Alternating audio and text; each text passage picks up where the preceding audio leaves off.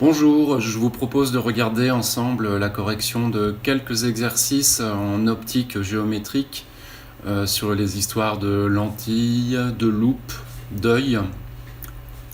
Avec ce premier exercice, c'est vraiment la question de base, construire géométriquement l'image d'un objet à partir du schéma et de la construction des rayons.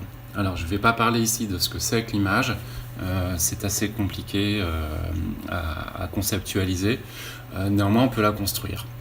Alors vous avez à votre disposition 3 rayons de lumière possibles, qui sont des rayons particuliers, plutôt faciles à construire parmi un ensemble très grand d'autres rayons plus difficiles à construire. Alors le premier de ces rayons, je vais le représenter en rouge.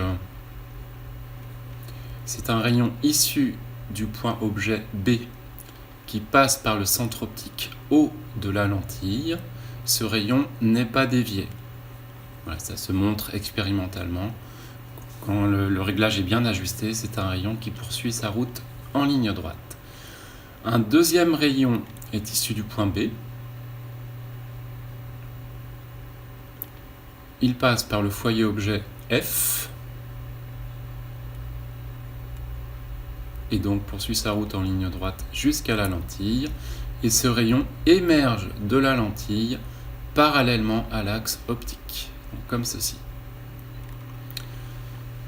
Le troisième rayon est un rayon issu du point B qui arrive parallèlement à l'axe optique sur la lentille. Le voilà. Et lui, c'est un rayon qui émerge en passant par le foyer image F', ce qui fait à peu près quelque chose comme ça.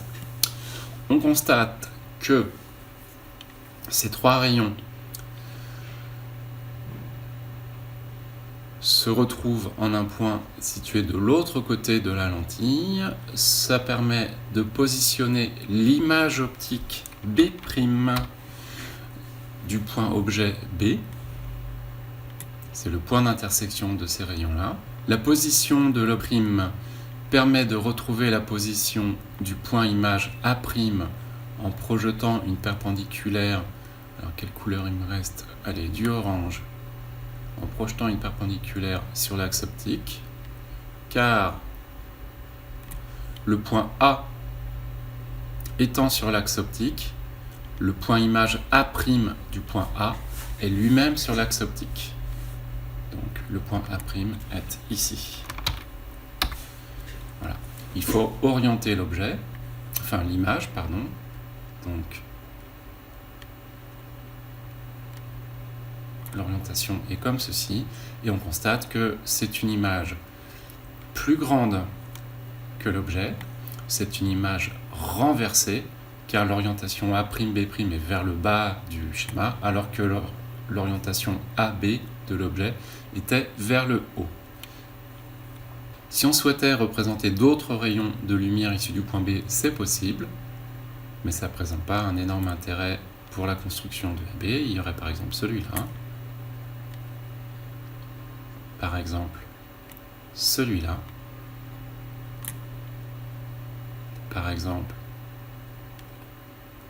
celui-là, mais ces 3 derniers rayons n'ont pas de caractéristiques géométriques faciles à identifier.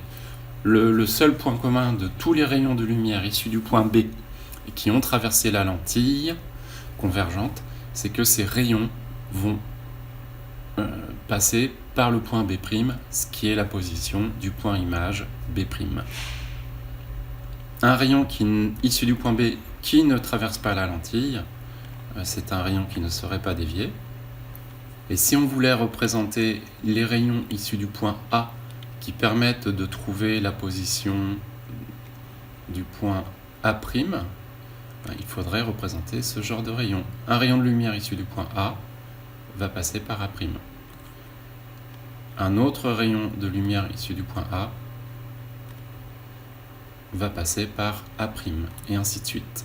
Rayon de lumière issu du point A, ce rayon émerge de la lentille en passant par le point A'.